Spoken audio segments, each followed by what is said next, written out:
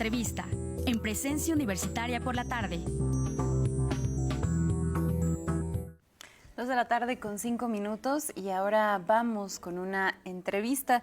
Esta tarde le damos la bienvenida a Consolación González Loyola, que nos acompaña en este foro y que justamente pues vamos a estar platicando diversos temas pues de esta agenda feminista. Bienvenida. Muy buenas tardes, siempre un gusto estar aquí en la Casa Universitaria y bueno, pues un saludo a todo tu auditorio. Pues justo iniciar un poco con este tema en materia de derechos para las mujeres, preguntarte pues justo cómo vamos, qué se espera, pues también algunos de los retos pues para este año. Gracias. Mira, para quien no me conoce, que seguramente será mucha gente, desde hace varios años yo vengo participando en el movimiento feminista y digamos que en los últimos 4 años venimos trabajando en un proyecto que denominamos la Agenda Feminista Nunca Más y Nosotras. Y esta agenda lo que hace es darle seguimiento a los avances y a los pendientes que hay en el reconocimiento y las posibilidades de ejercer los derechos humanos de las mujeres.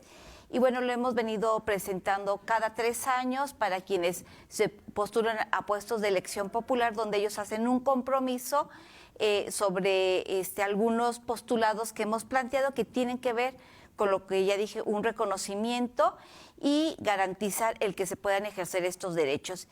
Y yo te puedo decir que en las últimas 3 décadas hemos avanzado en la parte legislativa, hay un mayor reconocimiento.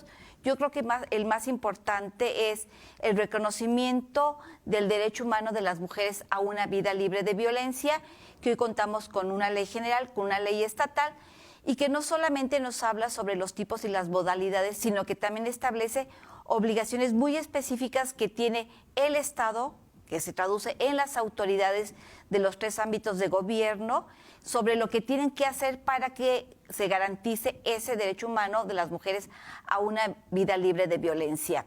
Hemos avanzado el que se tengan agencias, unidades de la Fiscalía especializadas en el tema de violencia contra las mujeres, que muchas veces desaparece el tema de las mujeres y lo ponen violencia de género o violencia familiar o delitos sexuales, porque una de las grandes preocupaciones precisamente es este borrado de las mujeres dentro de nuestras demandas. Y hemos avanzado también con algunos protocolos, entre ellos el de la búsqueda de mujeres en situación de desaparición forzada o que las autoridades le llaman no localizadas, y que tienen que ver con protocolos específicos para que sea una búsqueda de manera inmediata, eficiente y con una debida diligencia.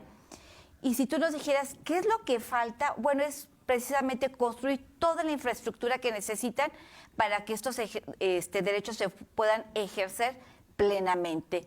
Porque cuando hablamos de violencia contra las mujeres, no solamente nos estamos refiriendo a las cuestiones relacionales entre hombres y mujeres, nos estamos refiriendo a la forma que está organizada la sociedad y que muchas veces nos impide de manera estructural que las mujeres tengamos acceso a muchos bienes y servicios y que por ello la mayoría de las mujeres se encuentra en un estado constante de precarización, ¿no? Entre ellos el de los salarios, que las mujeres generalmente se encuentran en el mercado con sin acceso a derechos laborales, entre ellos el de la jubilación, el de un salario digno, el de acceso a los servicios médicos, precisamente porque ellas siempre están priorizando entre el cuidado de sus hijos e hijas, que en su gran mayoría descansa sobre los hombros de las mujeres, y el poder tener ingresos también para sostener en condiciones de dignidad a su familia. Entonces, falta como construir toda esta infraestructura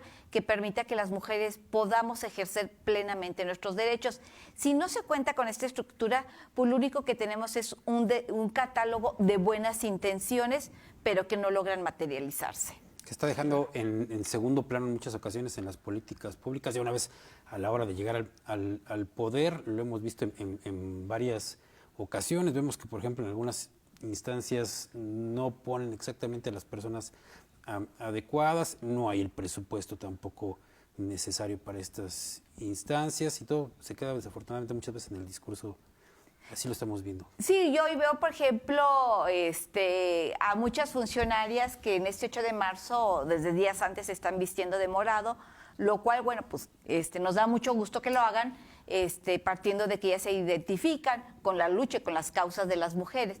Pero, sin embargo, ya en el ejercicio de su poder, me parece que se están quedando cortas, que es muy importante, primero, que entiendan cuál es la causa de las mujeres, cuáles son las demandas auténticas, porque vemos, por ejemplo, los institutos de las mujeres pues se están dedicando a otras actividades para las cuales no fueron creadas, como es la atención a víctimas de violencia, de mujeres y niñas, y esa no es la naturaleza de los institutos, ¿no? O que bien se están creando las secretarías de las mujeres, por lo cual nosotros pugnamos porque transitaran de institutos a secretarías, pero que tiene que ver con la transversalización de las políticas públicas, es decir, que todo el gobierno, en todas sus áreas de trabajo, tengan la perspectiva de género y que actúen en consecuencia. Yo lo que estamos viendo es que tienen la falsa idea de que la Secretaría de la Mujer es para atender los asuntos de las mujeres. Y entonces ahora se dedican a atender los asuntos de las mujeres. Y esa no es. Se requiere que ellas, desde la Secretaría, impulsen en el diseño de políticas públicas con perspectiva de género, precisamente para romper la discriminación estructural que hay en contra de las mujeres, ¿no? Porque las mujeres, hay una feminización de la pobreza. Entonces, se requiere que el Estado, desde una manera activa, rompa precisamente con esas brechas, con esos obstáculos a los que nos presentamos cotidianamente las mujeres para poder accesar a servicios, a puestos, a salarios dignos. Y lo que están haciendo, bueno, diseñando políticas públicas que solamente están dirigidos a las mujeres, no es malo eso. Lo malo es que se limite solamente a ello. Ahora, en este sentido también, como lo comentabas, referente a la perspectiva de género también, ¿qué es lo que falta? Falta mayor capacitación justo para evitar estas problemáticas, ya sea en la atención, por ejemplo, en estos cargos, ¿no? Que hay cargos minoritarios que tienen que ver con las mujeres. ¿Qué es lo que ha estado faltando también, pues, para avanzar en este tema? Pues que simplemente en todos los ámbitos del gobierno acciones afirmativas. Yo creo que un ejemplo claro y además que ha resultado muy exitoso es en el tema electoral, ¿no? Las mujeres tenemos derecho a votar y ser votadas desde hace varias décadas, sin embargo no ocurría que fueran votadas, es decir, a pesar de que se tenía el derecho, muy pocas mujeres llegaban a puestos de elección popular. Yo creo que hasta hace no menos de 6 años, el número de gobernadoras a lo largo de la historia de nuestro país las podíamos contar con los dedos de las manos, ¿no? Sí. En cuanto se refiere a las presidencias municipales, solamente el 5% estaban ocupadas por mujeres. Y para poder revertir esta situación de discriminación, lo que se implementó fueron acciones afirmativas en la ley electoral, primero por cuotas, obligando a los partidos políticos a que postularan mayor número de mujeres, después que lo hicieran en puestos donde tenían posibilidades de triunfar las mujeres, y posteriormente se implementa el principio de paridad, ¿no? El que no solamente se postule, sino que también se garantice el que se llegue al puesto, porque pues solamente, sí decían, sí postulamos un montón de mujeres, pero pues nomás no llegan. Entonces, bueno, este tipo de políticas que permitió que llegara un mayor número de mujeres a los puestos de decisión, se tendría que hacer en todos los ámbitos. Y para ello se propone que haya 3 tipos de derechos, ¿no?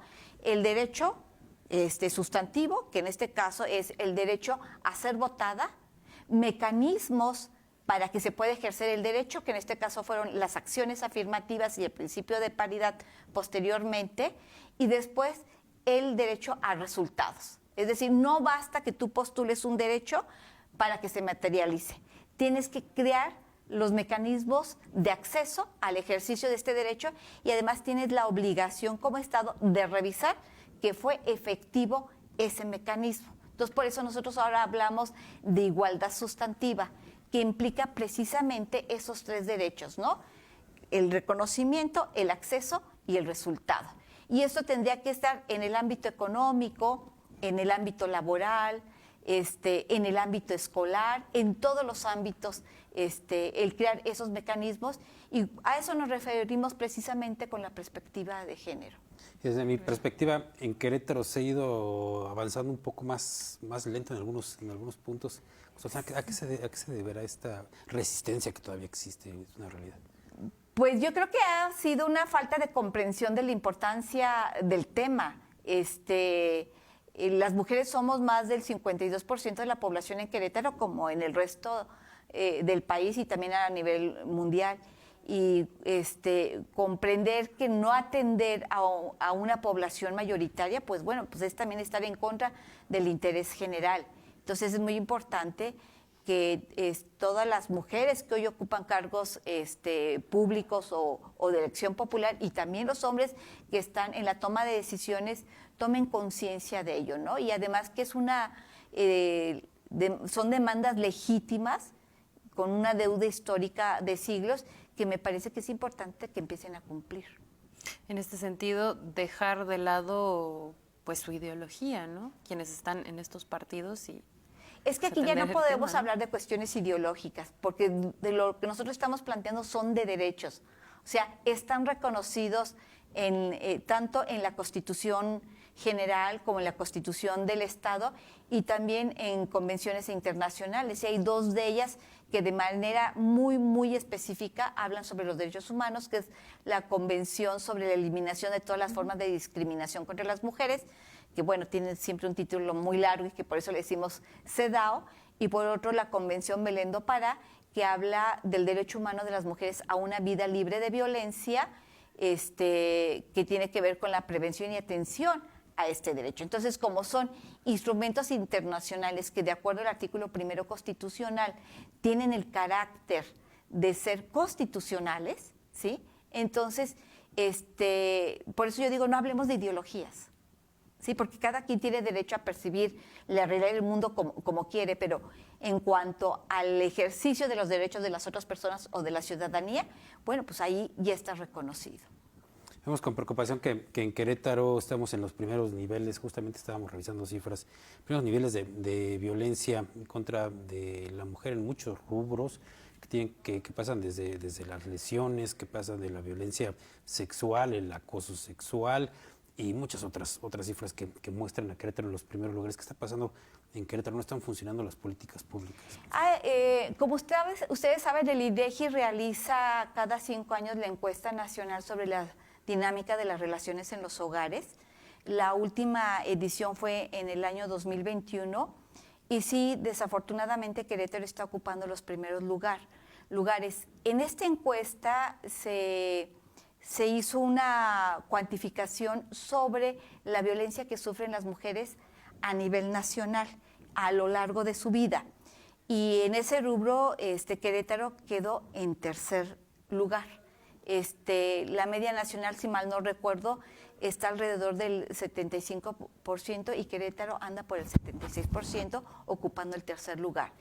Y después se hizo una encuesta sobre aquellas mujeres que han sufrido violencia en los últimos 12 meses y ahí Querétaro ocupa el primer lugar, ¿no? Y la violencia más recurrida contra las mujeres es precisamente la violencia psicológica y la violencia sexual. Y el grupo por edad que digamos que más sufre violencia son precisamente las jóvenes, entre los 15 y los 24 años de edad.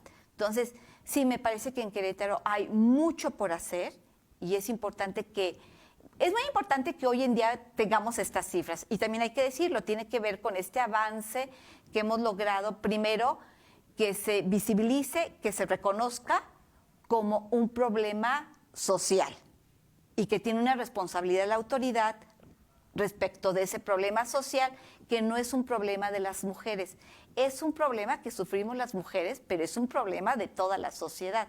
Y que se hagan estas cuantificaciones porque se nos permite conocer la magnitud del problema. Y eso también nos permite diseñar políticas públicas. O sea, para que las políticas públicas sean eficientes, pues se requiere conocer también en términos cuantitativos la complejidad del problema. Entonces, bueno, hoy contamos con esa información que además está accesible a todo el público y es importante que las autoridades, sobre todo en el tema de prevención y de atención, pues tomen en cuenta estos datos, porque hoy la infraestructura que tiene el Estado, por supuesto que está muy por debajo de lo que se requiere para la atención adecuada a las víctimas, que también por ley se establece que debe ser integral. Entonces, si te está diciendo que por lo menos en el último año el 50% de tu población de mujeres de más de 50 años sufrió algún tipo de agresión, entonces tener la infraestructura de atención para eso, pues se requiere meter manos a la obra. Por último, nada más nos queda un minutito, una última reflexión, pues ya rumbo a este 8 de marzo, más bien ya mañana, y pues también de lo que se espera, las movilizaciones y también el papel tan fundamental de quienes van a salir a las calles. Sí, bueno, mañana estaremos marchando, hacemos una invitación para que lo hagan, va a haber varias marchas, háganlo en donde ustedes se sientan más cómodas, más a gusto. Lo importante es que salgamos a la calle, que lo hagamos en términos también seguros y también pues pedirles a las autoridades que estén atentas, porque esa es una oportunidad de escuchar las demandas de este movimiento tan legítimo y además tan representativo que implica la marcha del 8 de marzo. Entonces, bueno, pues mañana lo haremos con mucho gusto y ahí estaremos. Gracias, Consolación González Loyola. Gracias, Consolación González Loyola, por estar con nosotros en esta tarde. Y pues estaremos pendientes, por supuesto, y esperamos platicar contigo en otra ocasión. Muchas gracias. Gracias por estar con nosotros. Continuamos con más.